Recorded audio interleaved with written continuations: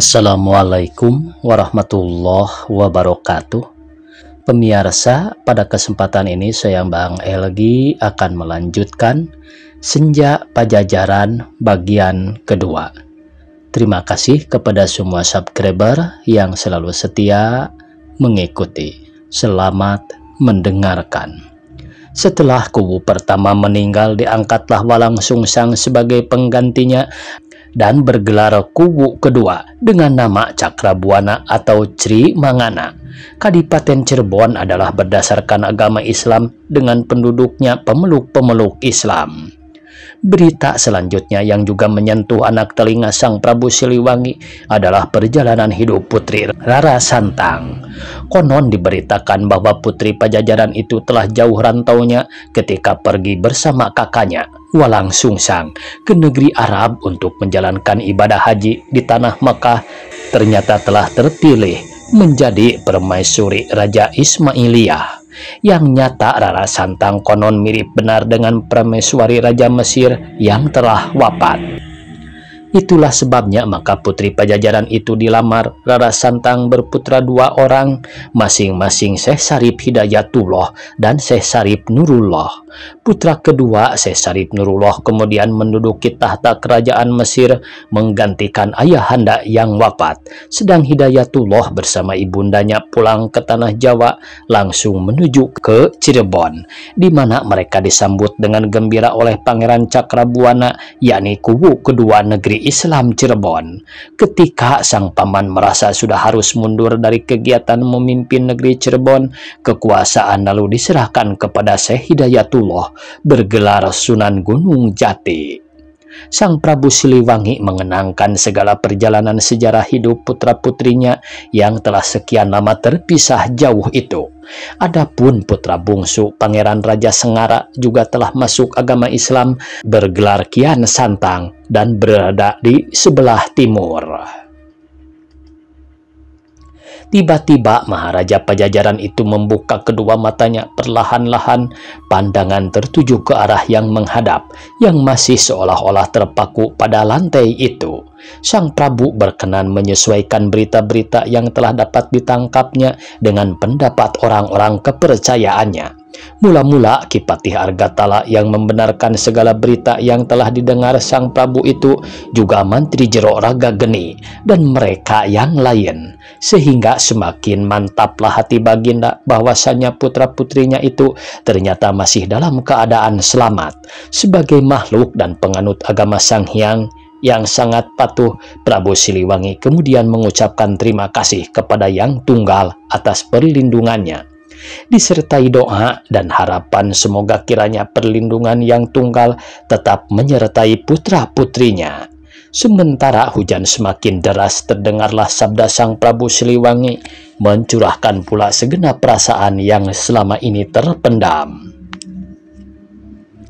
Manda Patih Argatala dan semua punggawa setia yang hadir, dengarkanlah sekarang apa yang sudah lama menjadi keputusan hatiku, niat dan langkah disertai itikad yang baik menurut anggapanku. Itikad seorang ayah dalam hubungannya dengan anak-anak, bahwasanya antara ayah dan anak ada tali hubungan darah. Pertalian darah tak mungkin bisa diputus renggutkan. Seorang anak yang tak mau mengakui adanya pertalian darah dengan ayah maupun ibunya, anak durhaka namanya. Sebaliknya, pihak orang tua bila tidak hendak mengakui pertalian darah dengan anaknya, orang tua demikian adalah orang tua nista. Aku merasa mempunyai anak-anak kandung yang lahir dari gua garba istriku. Aku tidak mau disebut ayah nista. Nista adalah rendah budi. Sebab itu, aku sudah mengambil kesimpulan dan keputusan. Aku sudah lama menimbang-nimbang bagaimana seharusnya bersikap terhadap putra-putriku. Dengan ini, kuumumkan putusanku bahwa aku akan mengutus seseorang punggawa terpercaya untuk pergi ke Cirebon dengan tugas pertama, meneliti kebenaran berita-berita yang ada hubungannya dengan putra-putri Pajajaran. yang konon ada di sana. Tugas kedua, bila berita itu benar, sampaikan salam rinduku kepada mereka. Punggawa terpercaya itu ialah Tumenggung Jagabaya, dengan pengiring cukup yang layak sebagai utusan seorang raja secara damai, yang dilengkapi perbekalan cukup. Seorang kepercayaan lain yang aku perintahkan ikut Tumenggung Jagabaya ialah Kitulah, yang kecakapannya sudah tak diragukan lagi. Demikianlah keputusanku, dan pertemuan hari ini aku nyatakan ditutup. Terima kasih. Seketika hening sekali keadaan di dalam ruang balai pertemuan. Hadirin rupanya terpesona atas keputusan Baginda yang sungguh tak terduga sebelumnya itu. Lebih-lebih pihak-pihak yang langsung berkepentingan, misalnya Tumenggung Jagabaya dan Kitulah, dirasakan bahwa tugas itu sungguh sangat mulia, tetapi cukup berat. Perjalanan ke daerah yang belum pernah dikenal dengan tujuan maksud damai, artinya tak membawa perbekalan perang. Demikianlah apa yang diucapkan Baginda, pantang dirubah atau dibantah dan harus dijalankan. Ketika yang menghadap mundur dari keraton, hujan pun reda sudah, tinggal lagi gerimis bercampur angin pegunungan yang semakin dingin terasa di seluruh tubuh. Sang Prabu Siliwangi masih belum meninggalkan tempat, bahkan bersedekap sambil memusatkan pikiran serta perasaan dengan memejamkan mata yang sudah tampak cekung karena usia untuk menghadap Yang Tunggal. Dalam keadaan demikian, semakin jelas tampak badan tubuh Baginda yang semakin kurus walaupun masih tetap kekar dan angkar.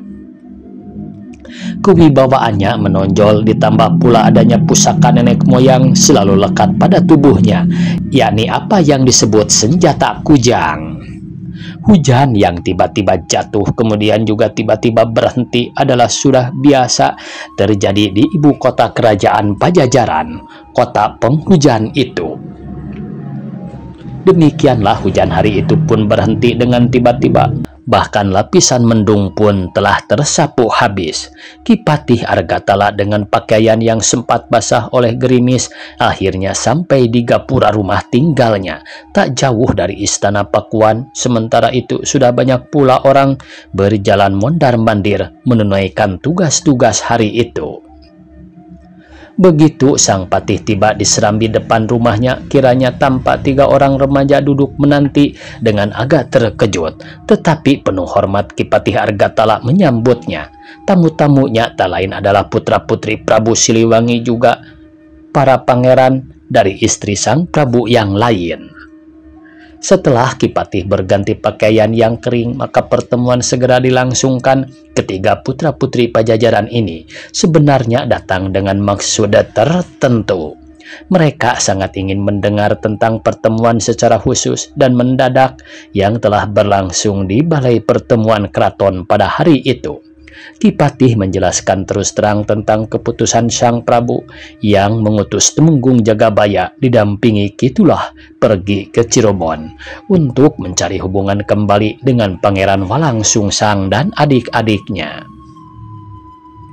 Mendengar penjelasan Ki Patih, ketiga putra-putri Prabu Siliwangi itu mula-mula bersikap membisu, bahkan menundukkan kepala, seolah-olah terpesona oleh isi keputusan ayahandanya itu. Ki Patih sendiri lalu mengambil kesempatan meneguk tuak, menghangatkan seluruh tubuh yang sudah mulai menggigil kedinginan itu. Tuak, minuman keras yang memang menjadi kegemaran Ki Patih dan seluruh bangsawan Pajajaran. Tuak itu berasal dari pasir kawung yang sudah terkenal di seluruh Pajajaran waktu itu. Suasana hening tiba-tiba dipecahkan oleh suara salah seorang pangeran, yakni Pangeran Siger Malela. Aku sungguh sangat heran, mengapa ayah masih saja mengingat-ingat Walangsungsang dan adik-adiknya yang sudah begitu lama hidup terpisah itu.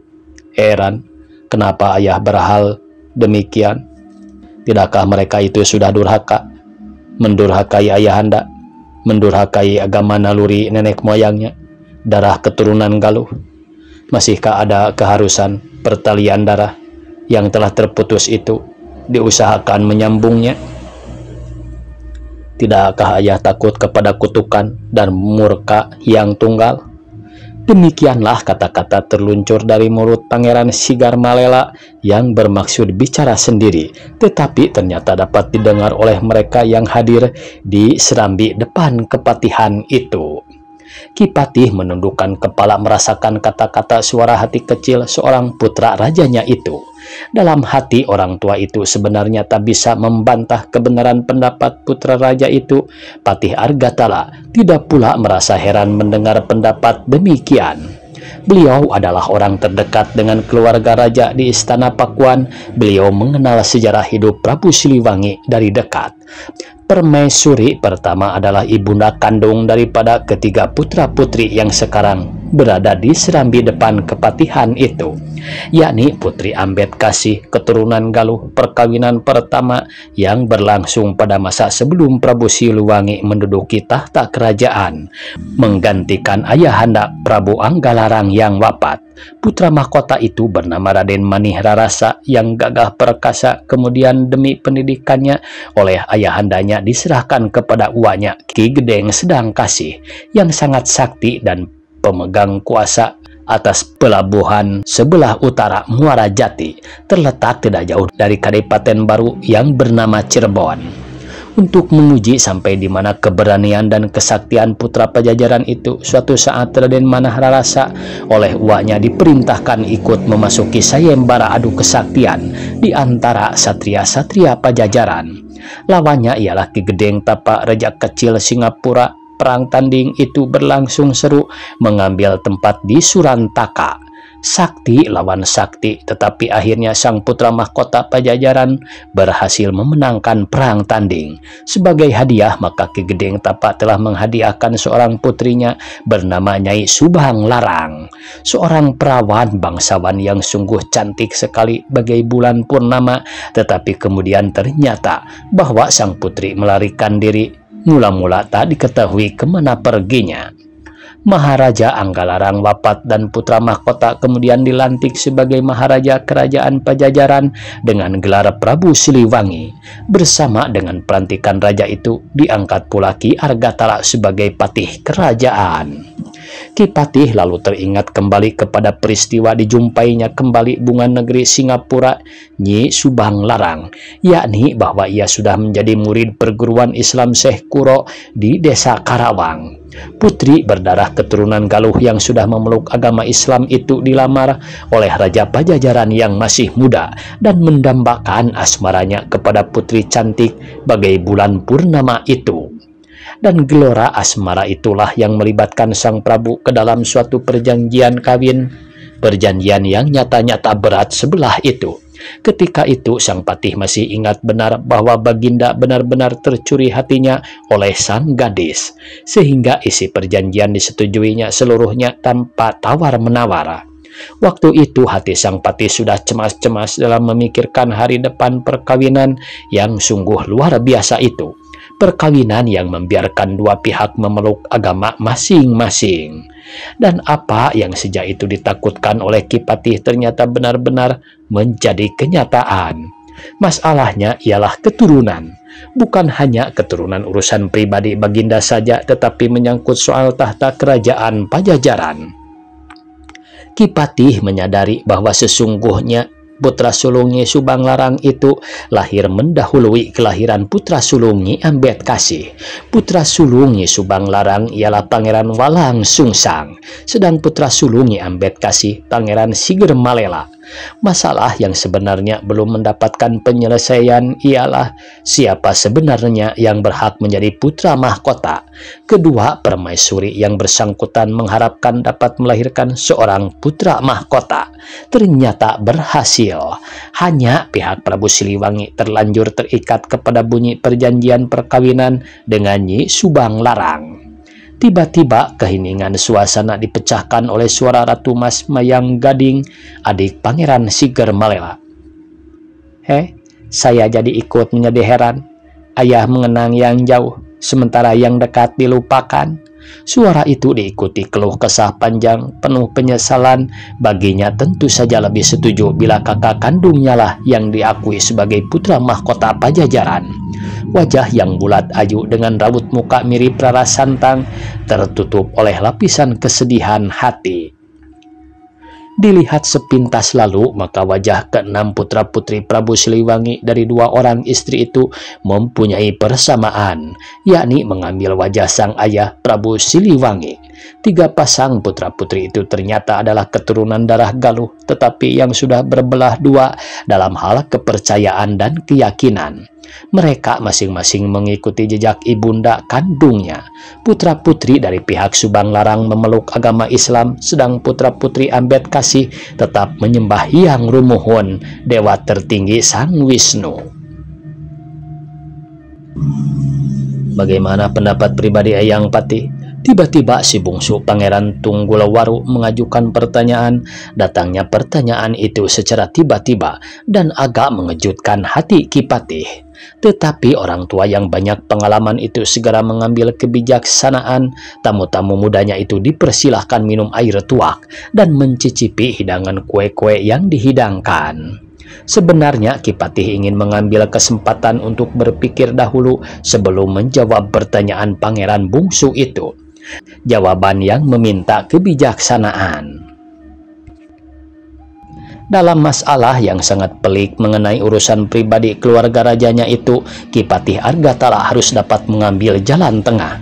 Bagaimanapun ia adalah seorang pejabat yang mau tak mau harus mengikuti kehendak raja sembahannya. Tetapi di dalam hati kecilnya sebenarnya tersimpan kecondongan kepada kebenaran pihak putra-putri Pajajaran yang sedang duduk bertamu di rumahnya itu. Lebih-lebih bila ikut berbicara dalam mempertimbangkan segi kepercayaan dan keyakinan. Islam adalah agama masih baru, sementara yang dianutnya adalah kepercayaan dan keyakinan naluri nenek moyang. Ki Patih tiba-tiba mendaham kecil. Segeralah tiga pasang mata tajam-tajam ditujukan pada bibir Ki Patih menanti jawab. Mendengar secara langsung pendapat seorang tua yang sangat disegani, Ki Patih dan istrinya sesungguhnya sudah akrab dalam pergaulan dengan ketiga putra-putri Nyi Ambedkasi itu, tetapi Ki Patih harus selalu berpijak kepada kebijaksanaan yang tepat. Bila ketiga putra-putri itu mulai menyinggung masalah menyangkut ayahnya Prabu Siliwangi, Ki Argatala harus menjaga agar jangan sampai ada tuduhan sebagai pejabat kepercayaan raja yang berwatak bagai ular berkepala dua. Ki Patih merasa perlu meneguk air tuaknya sekali lagi. Ia mengusap-usap mulutnya sambil seolah-olah menikmati rasa segar yang ditimbulkan minuman keras itu. Ya, dalam hal ini memang harus ada dua segi yang meminta dipertimbangkan masak-masak. Pertama, bahwasanya kedudukan sebagai putra mahkota kerajaan Pajajaran sampai dewasa ini masih tetap menjadi hak Pangeran Walangsungsang. Kedua, mengenai segi kepercayaan dan keyakinan, jelasnya mengenai agama yang dianutnya. Masalah pertama sesungguhnya lebih bersifat umum, menyangkut kepentingan negara dan rakyat seluruh kerajaan Pajajaran. Hal mana bisa digolongkan kepada masalah lahiriah. Segi kedua, menyangkut pribadi dan jiwa seseorang, sebab persoalan kepercayaan dan keyakinan, yakni soal kerohanian. Kalau masalah pertama itu ada kemungkinan bisa ikut diselesaikan oleh para pendeta keraton, penasehat raja. Tetapi mengenai masalah kedua, hal itu hakikatnya adalah masalah pribadi seseorang yang orang luar tak mungkin bisa ikut campur. Hal agama sesungguhnya tak mungkin orang luar ikut menentukannya. Maaf Eyang Patih, bukankah agama baru yang disebut Islam itu telah memaksa orang-orang Pajajaran untuk ikut memeluknya? Suara Pangeran Sigar Malela meneruskan desas-desus yang ada di kalangan rakyat Pajajaran. Ki Patih terpaksa menelan ludah sisa-sisa air tuak yang masih melekat, lalu tersenyum sambil menjawab, "Raden, kiranya tidak perlu lagi kita persoalkan, sebab nasi sudah menjadi bubur. Kaum pendatang yang membawa agama baru itu sudah pula menjadi warga Pajajaran. Usaha mereka menyebarkan agamanya dan mencari pengikut sudah berjalan menjadi kenyataan. Waktunya habis pemirsa, dicukupkan sekian. Wassalamualaikum warahmatullahi wabarakatuh.